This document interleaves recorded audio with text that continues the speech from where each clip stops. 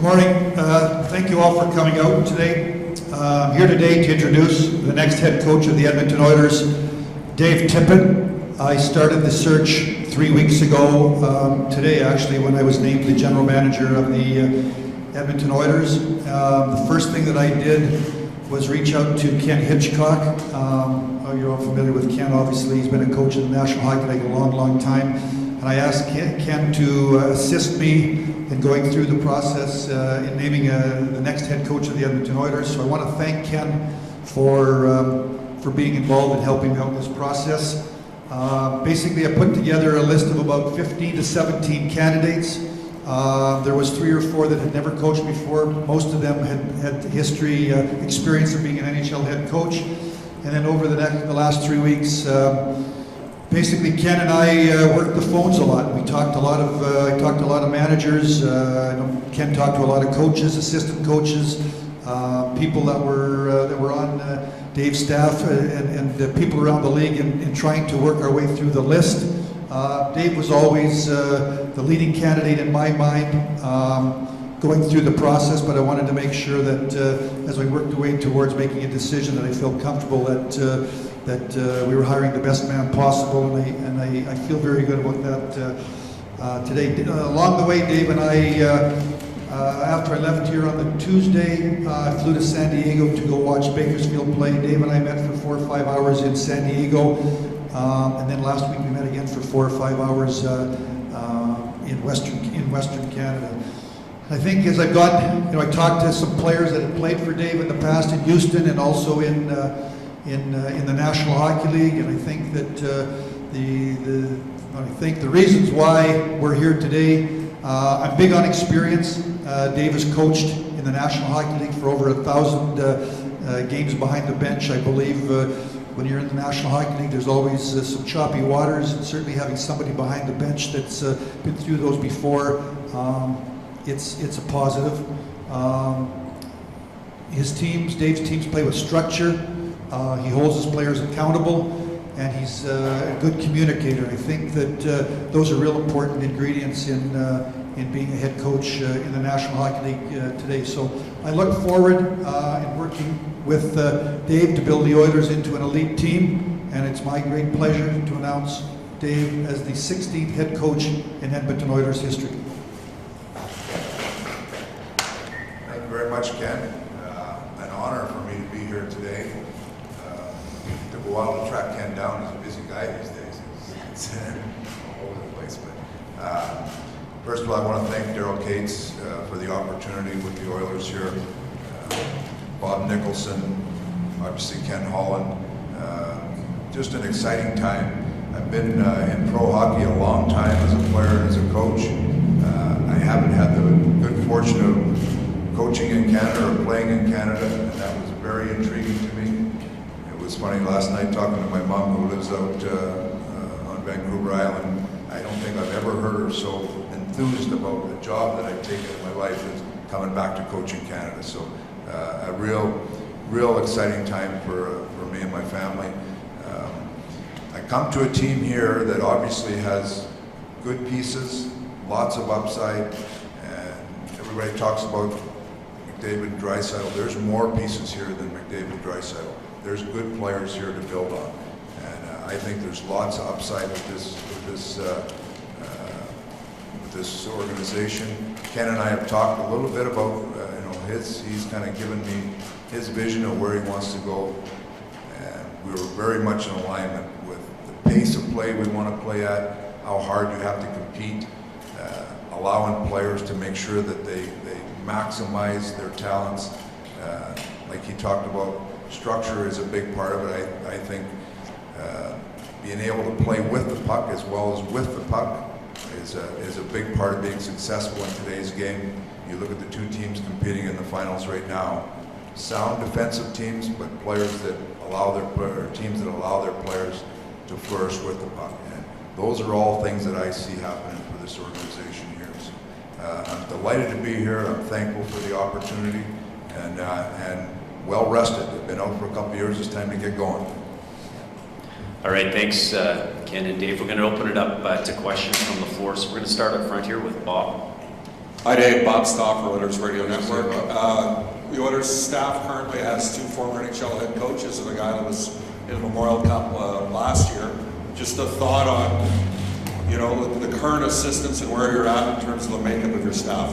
What I've talked to Ken about is I thought it was right that I talk to the coaches that are here first. So I haven't reached out to anybody about any other jobs. I know all 3 guys. I know Felix and Yanni and Vibros. I've all had relationships with them in the past. So I want to talk to them first, see where they're at, and go through the process with them.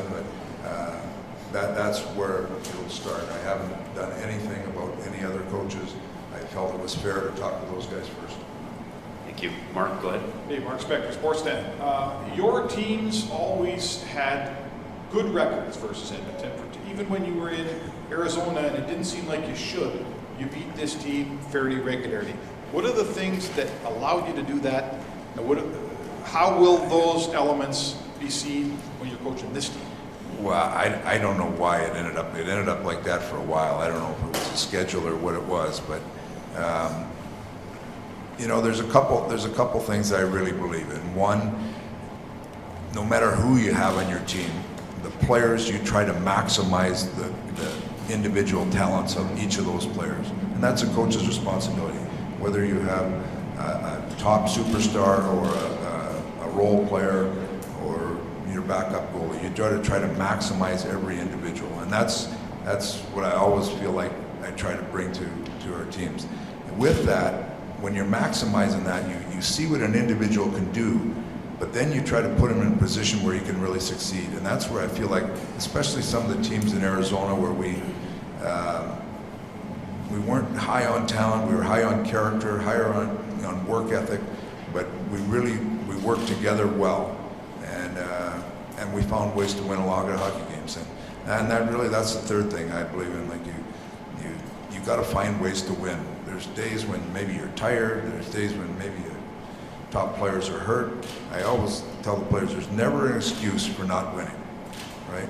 If you don't win, but give yourself the best chance to win you can. And that's what I've always believed in. I got fortunate with a lot of wins. Sometimes when a lot of people would say, we shouldn't have won, but we did. And coming to a team where you have players like McDavid and Draisaitl, hopefully I can find ways to use those guys as weapons to win also. Terry? Terry Jones, Edmonton Sun Journal. Speaking of McDavid and Draisaitl, have you any preliminary idea of how you'd like to use them together, separate centers, that sort of thing? And the other thing is, I suspect mostly because of what you were surrounded with, had to use, particularly in Phoenix, you've kind of got this vision of being a defensive coach more than you are an offensive coach. But if I read right in what you were saying, you prefer to coach the team you've got and see where that takes you. Is that accurate?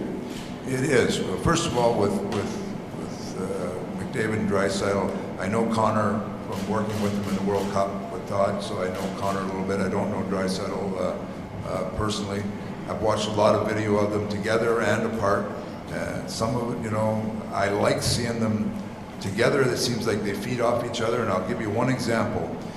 When we were in the World Cup, we'd gone into the World Cup, we had 13 forwards. Matthews was our 13th forward. And going into the World Cup, we had put together some lines and trying different people with McDavid. And we tried McKinnon, we tried Drouin, there was a lot. And finally we came down one day and said, let's try Matthews up there. And I went to Austin, I said, you ever played any wing? He goes, no, I'll do whatever I want, because he hadn't played pro yet, he hadn't played in the NHL. And so we weren't even sure if he was going to make the team. And so then Matthews comes up and he put him on the wing, and he was an unbelievable compliment. And if you guys remember those last couple of games of that tournament, it was phenomenal the way they worked together. I see Draisaitl a little bit in that same vein as Matthews, where real solid, great plays, Connor can give and go with him, and then basically Draisaitl shoots when he gets a chance. So that's something that sticks out in my mind. That being said, I'm not stuck on that. I want to see how the rest of the lineup, by the time we get to training camp, looks. But you watch those two players play together, they certainly feed off each other. As far as the defensive coach, I laugh at that all the time because my first job in the NHL, I actually got from Doug Armstrong in Dallas because I was an offensive coach. I was the assistant coach in LA and I ran the power play and we had a real good power play. And Doug hired me because he thought I could work more creativity and more offense. And in Dallas, we had some good offensive teams. And then I went to Arizona and we had to figure out how to win without those high-end scorers. So we figured out how to win in Arizona with character and grit. And good defense and good goaltending. So I don't look at myself as a defensive coach or an offensive coach. I look at myself as a coach that tries to find a way to win with the people that I have. Over here, Min, go ahead. Dave, Min Dhariwal with CBC. I'm just wondering, with the fan base here in Edmonton, a lot's been made of how a lot of the fans have kind of turned away a bit from the team with all the changes that have happened in previous years with different coaches and GMs. What's your message to them as far as what you're hoping to bring to this team and how you hope to change that as well as you two can? That same question. I can just tell you that the excitement between what Ken brings and what I've had for this job is I think this is going to be a fun ride. If I'm a fan out there thinking I'm going to step away, you might be disappointed. I think that there's lots of upside in this team and I'm excited to get going. I feel that good about it here. I would just say that it's up to us, management, coaches, and the players to get the fans excited. If we play hard on an every night basis and win our share of games, and we're in a race for a playoff spot, the fans are going to be excited. It's up to us to make the fans excited. Thank you. Jason, over here, go ahead. Hi, Dave. Congratulations. Jason Greger, TSN 1260 and OilersNation.com. I got one for each of you. For you, Dave, just in Arizona, I looked, you never really had high-octane offensive guys, as you alluded to. What about moving from the back end? And in today's game, it seems if you can't move the puck up the ice, especially through the middle of the ice, you can't have success. So how do you coach that? Is it coaching? Is it the skill of your players? And then secondly, Ken, for you, do you see that same thing? And do you now build your team a lot with the input of what Dave wants as type of players? I'll just start. You can't play in this league without a five-man attack. And it used to be, get one defenseman up in the play. You need to play as five-man units all the time.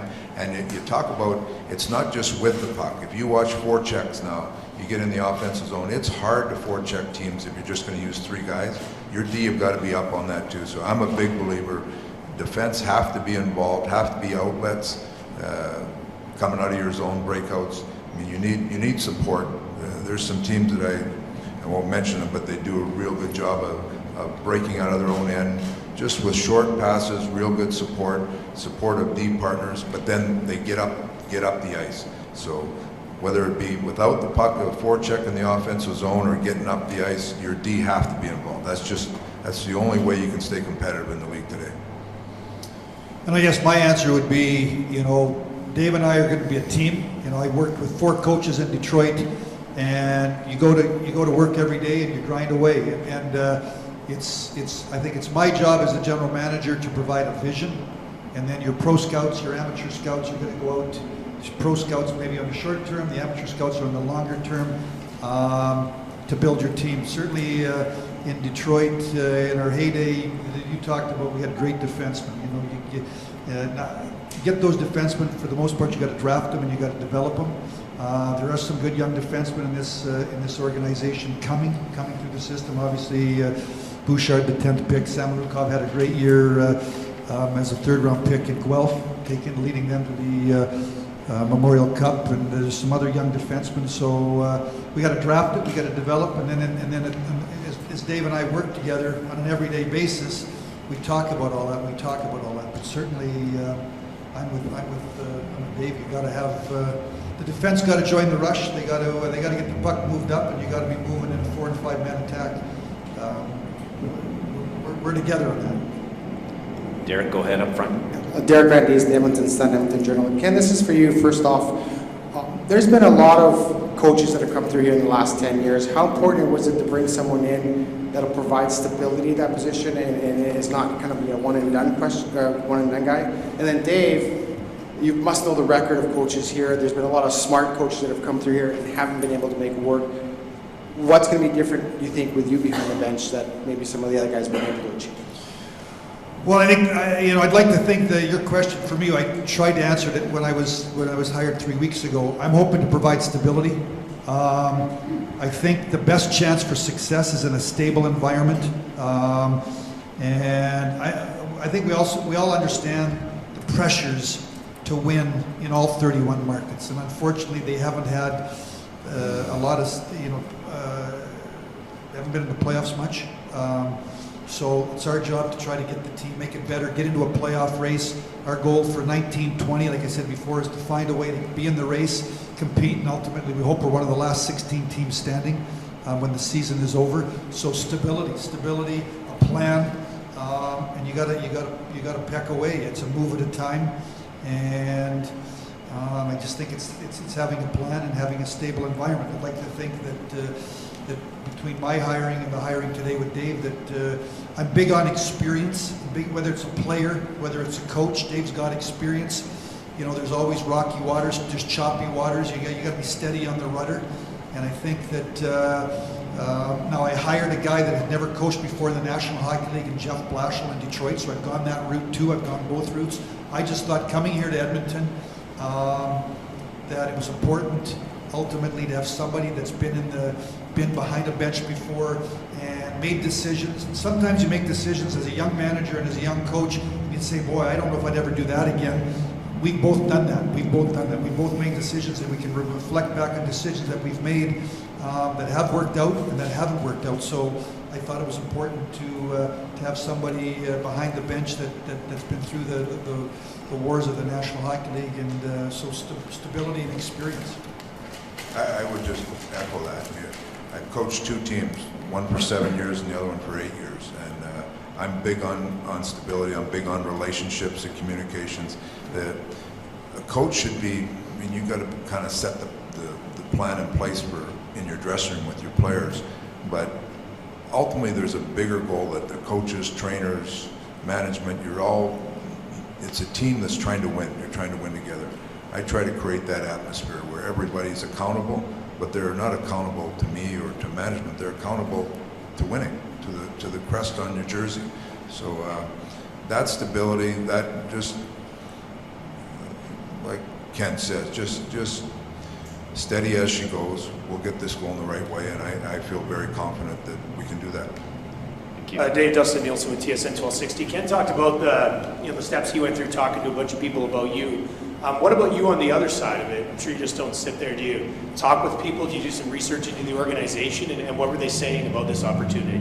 Yeah, I've talked to a lot of people, and just, it's been an interesting couple of years for me because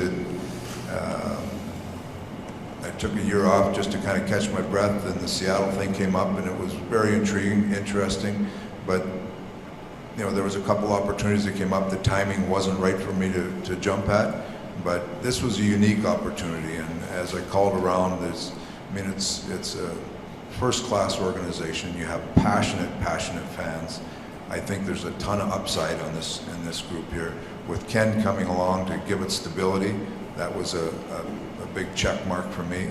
So there were just a lot of things that came together, and it's funny, like in the hockey world, this is still looked upon as a great place, and sometimes you get in certain places and you think, oh, we haven't won in the last few years, but this is still looked upon as a very, very good franchise, and that's the feedback I got. And when Ken reached out, it was, I looked at it hard, and it was a great opportunity, and that's why I'm here. Thanks. Jack, go ahead over here.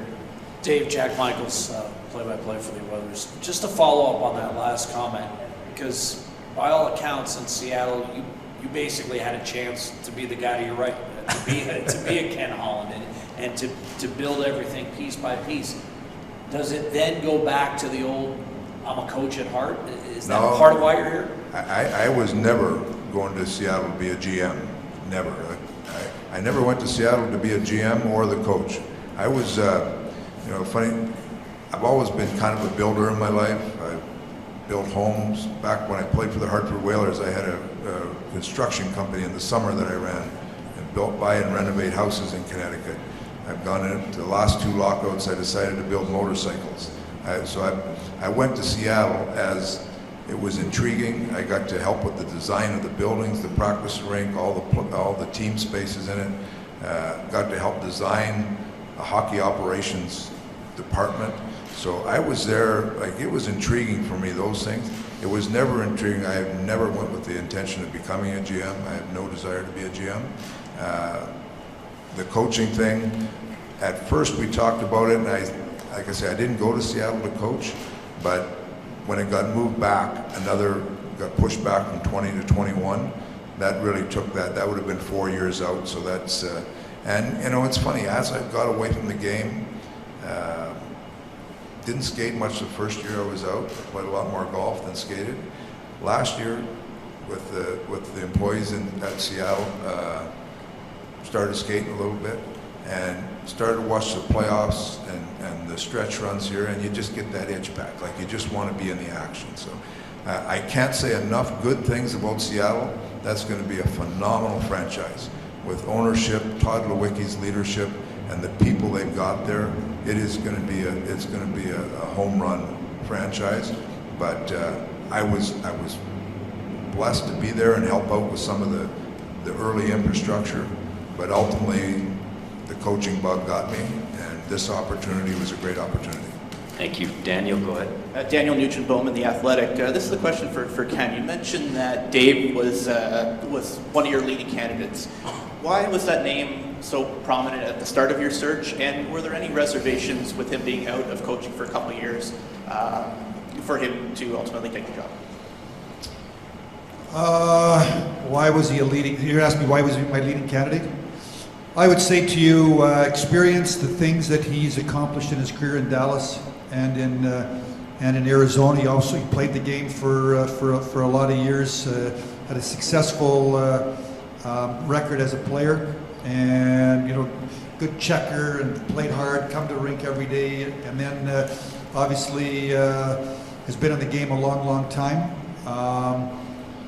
Was I worried that he was out of the league for a couple of years? No, I wasn't worried that he was out of the league. I think you're talking to Dave. He's obviously followed the league. He's been involved, obviously, in Seattle for the last year. So he's been talking to people about general manager candidates and putting together a franchise. So he's obviously followed the game. He's had a chance to get his batteries recharged, and I know he's excited to be back in the saddle. So I think. For me, he was a leading candidate because of his experience, because of what he's accomplished.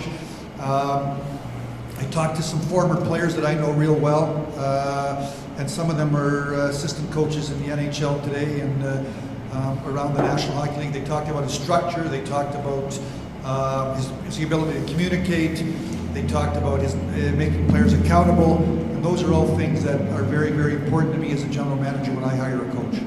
We've got time for a couple more. We'll go John at the back there. Hey Dave, John from Global. Ken just mentioned it again, communication. How do you think you've evolved as a communicator with today's ever-changing athlete?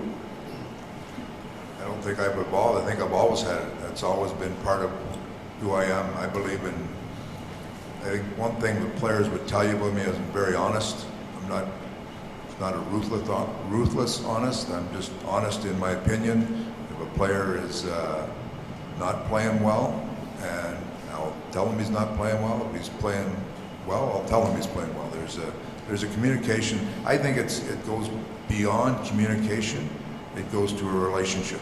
You have a relationship with your players, that you care about them not just as players but as people, and you build a team atmosphere accordingly. And the communication is the easy part of it. Thanks, Jason. Dave, as a coach, you came in the early 2000s, and it's changed and evolved. Specifically, the uses of analytics. They're obviously a big part of today's game. They're a tool that can be used. Have you learned as a coach, is there some that you felt are more helpful from a coaching perspective? When I retired in '94, I played for Philadelphia. I retired and I was a player assistant coach in Houston. I started doing analytics in 1995, and it was all off video, and I have spreadsheets and spreadsheets from back in the mid-90s. So I've been doing it a lot longer than you guys have been talking about it. And I use it as a tool all the time. We'll use it in our preparation. We'll use it in our analysis after. I think it's a great tool. It's not the only tool, but it's a great tool. And my video coaches, if you ever got any of their ears, you would see how much stuff comes out. And then I was working with a young guy named John Chaika, who was very much into it, and he had a lot of information. So the analytics part of it has been a part of who I am way before everybody. Is there one mode that you find that's more helpful as a coach? The one that I think the one you always go back to for me is scoring chances for and against. And it's not just, I have different rankings for scoring chances, how they happen, quality of them, and exactly who was involved in them, which is, you'd end up getting a real true plus minus. And I've collected this data for a long time, and it's really interesting to see, and I've made some decisions on them. There was a story I used to tell. We had a defenseman that was an old, your typical old defenseman, hard, hack, whack, and you know, just the greatest defender ever. And then we had this other young kid that came out of college who was a light guy, great skater, moved the puck, but he didn't have the aura of a defensive defenseman, so he didn't play those situations. And as I started going through these stats, one guy defends 75% of the time, and the other guy defends 25% of the time. The guy who's defending 75% of the time, he's going to get kabonged sooner or later, right? So there's a lot of things like that that I've gone through for years and years, and it helps in to try, we talked about earlier, maximizing what a player can do, maximizing their talents, and numbers and stats sometimes can really lead you to some of those conclusions. Okay, last question here. Terry, go ahead. Dave, you've mentioned how you see a lot of upside in a lot of players here, but there's obviously another half of this hockey club that seriously underperformed last year. How do you view, say, your third and fourth lines as they sit now, and what confidence has Ken given you that there'll be significant changes to give you a better chance to win? Ken and I have talked about this, and I think we both understand there needs to be some added depth in there. I'm big on having players that really fit roles down there, and we've talked about that, but I'll maybe let Ken talk a little more. But it's, we know there has to be some scoring depth, some balance of scoring. That if you look at the 2 fourth lines in the finals right now, they're both real good lines. They play against other teams' top players. They chip in goals when they're needed, and those are things that we'll strive for. Thank you. Thanks everybody for your attendance today. We're going to get a quick photo op with Ken and Dave before we head into one-on-ones. Thanks again for tuning in, and thanks again to Dave.